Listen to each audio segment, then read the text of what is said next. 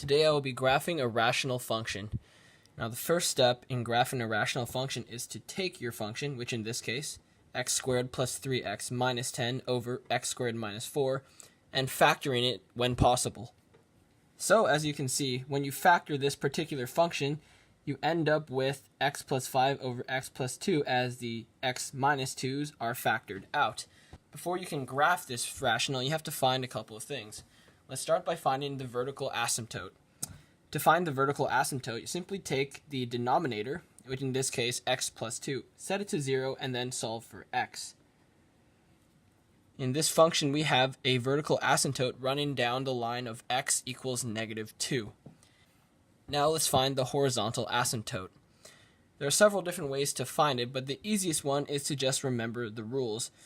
Looking back at the original unfactored function, the highest degree of x on both the top and bottom here, in this case, are the same. When they're the same, you simply look at the coefficients. In this case, they're both 1 over 1. So, for this particular rational function, we know the horizontal asymptote will simply be y equals 1, a solid line running horizontally through the graph at y equals 1. Now, since we factored out x minus 2 when factoring this function, that is now a hole. So, we know we have a hole somewhere at x equals 2. But now we still, of course, have to find the exact coordinate for that hole. So the way to do this is to take your x value for the hole and insert it into the factored function. It's important that you insert it into the factored function. So now we know where the hole is. It is located at 2, 7 over 4. Now let's find the x and y intercepts. To find the x-intercept, all we do is take our function and set y to 0.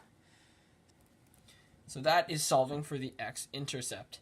To solve for the y-intercept, we simply take the function once again and set the x values to 0 and then solve for the result. Now that we have solved for the x-intercept and the y-intercept, we can now begin to graph this rational function.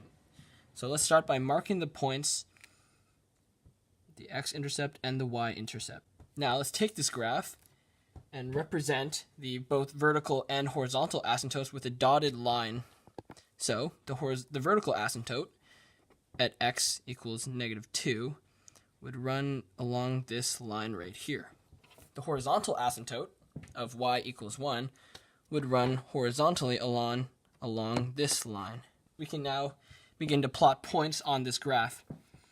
So we create a table of values. So take any really small and really large number, it can be even more exaggerated than this if you want, and simply input it into our simplified or factored function of x plus 5, x plus 2, and solve for y. We have a y value that is, for the extremely large value, just above the horizontal asymptote, which holds true to its name because it comes super close but never actually touches it. For the extremely small x value in this direction, it's just underneath the horizontal asymptote at 0.997. So now we have a general idea of the ends of our graph. The next points we want to find are right here around our vertical asymptote.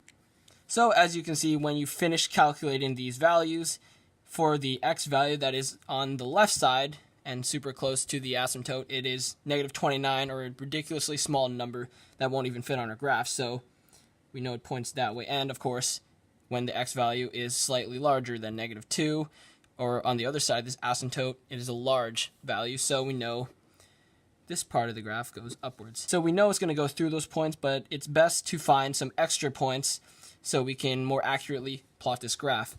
All right, now that we have a decent amount of points, we can begin to plot this graph.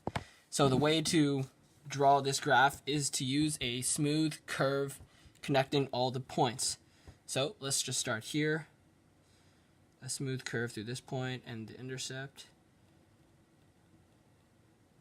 Not through the hole, of course. And way over there.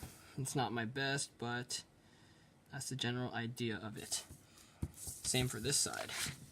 It is just a bit of a sketch, but That is how you graph a rational function.